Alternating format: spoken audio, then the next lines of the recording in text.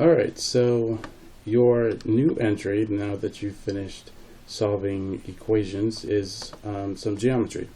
So our new unit is on transformations. That's the title of the unit.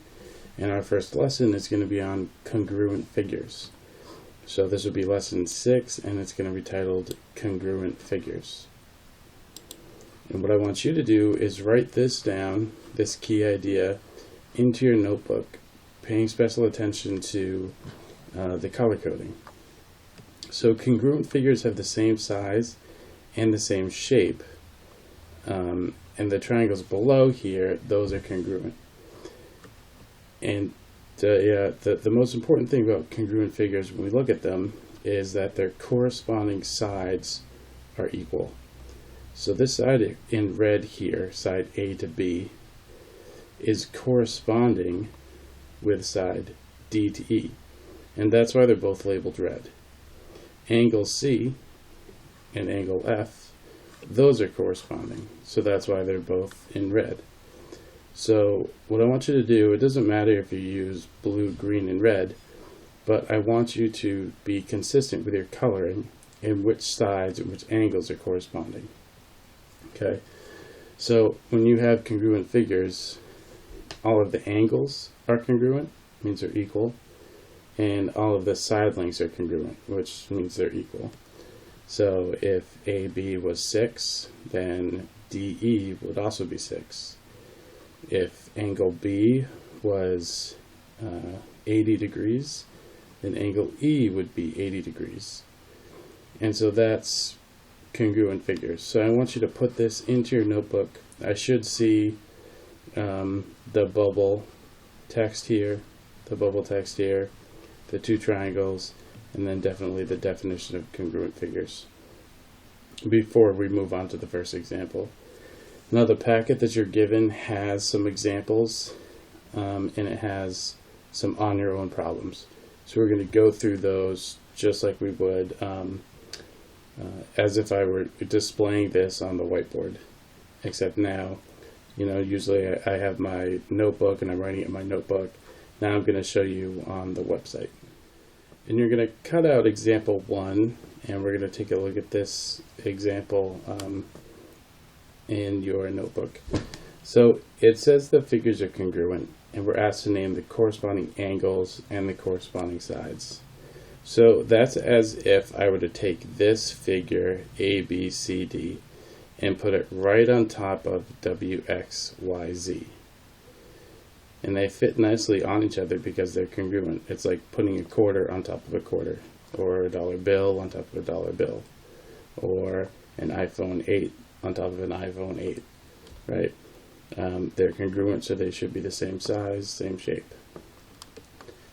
Corresponding are the ones that match up. So for angles, angle A matches with angle W.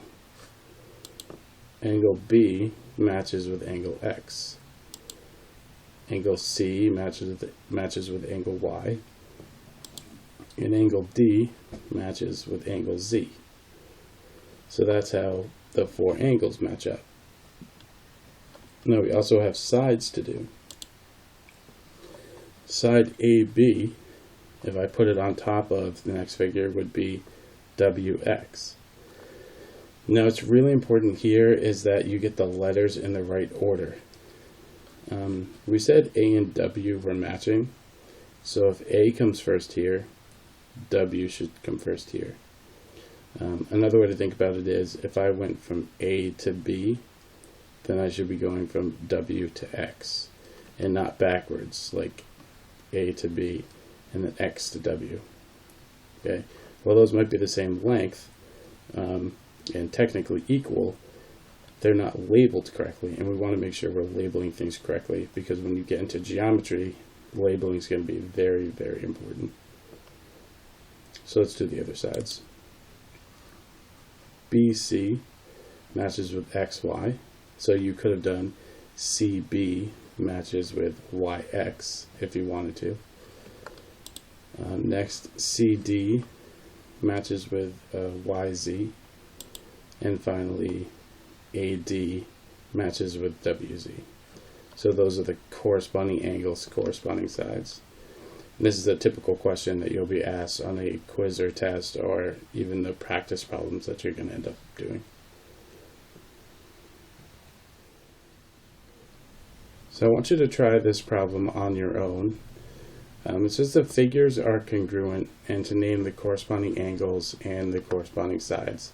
So it's just like the previous example, but take a look at how these two pictures are shown. They're not exactly the same orientation. What I mean by that is, if we look back at example 1, you see how these both look like they're the same, they're pointed in the same direction. On your problem here, they're not pointed in the same direction. It's actually a mirror image. Okay, so you have to figure out which angles line up and which sides will line up. So I'm going to have you work on that one now. So pause the video, and then we're going to go over it.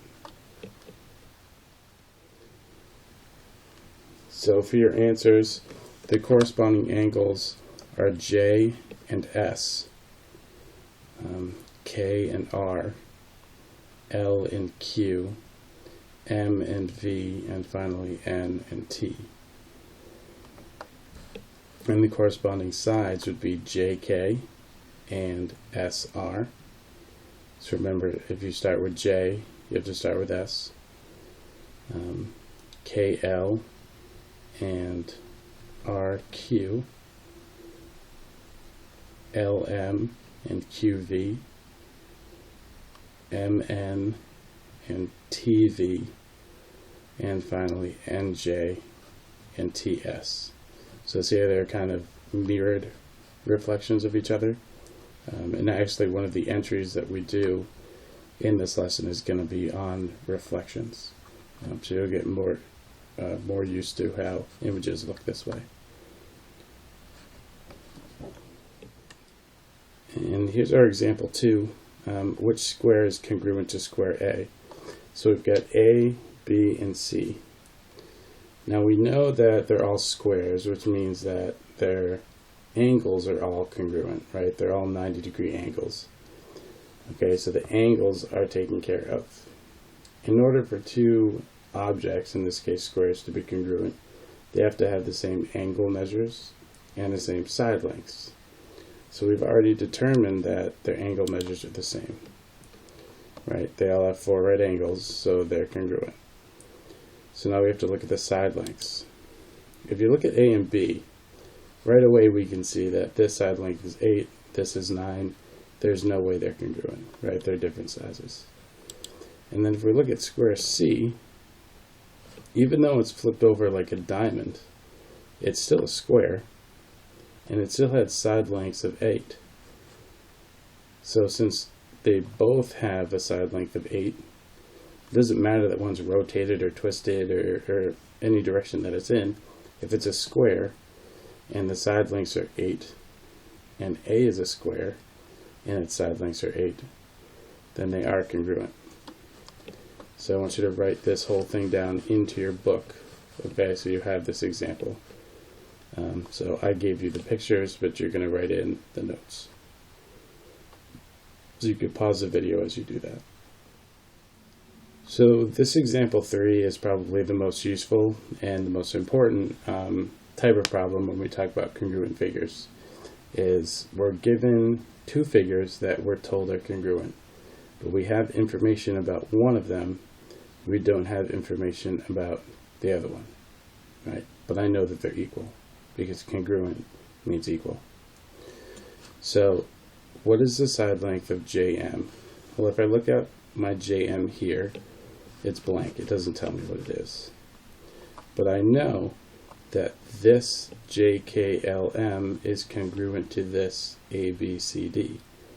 So if AD is 10, its corresponding side, JM, would also have to be 10, right? Because they're corresponding.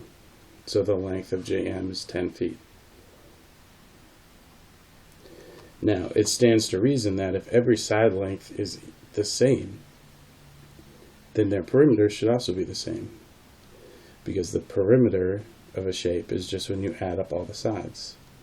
So if this is 10, JM, and this is 8, JK, and this is 8, ML, and this is 6, KL, right? Those are all corresponding. Their perimeters should all be equal. So 10 plus 8 plus 6 plus 8, right? Going around that figure is 32 feet. And since they're the same, the perimeter of JKLM must also be 32 feet. So that's how you find the perimeter and the side lengths. So you're going to go ahead, I gave you the picture, I gave you the questions, you're going to fill in the notes, okay, and then tape this right into your book. And your very last on your own problem refers back to example 2. It says which square in that example, those 3 squares you were given, is congruent to this new square D. So go ahead and pause the video, and then I'll show you the answer afterwards.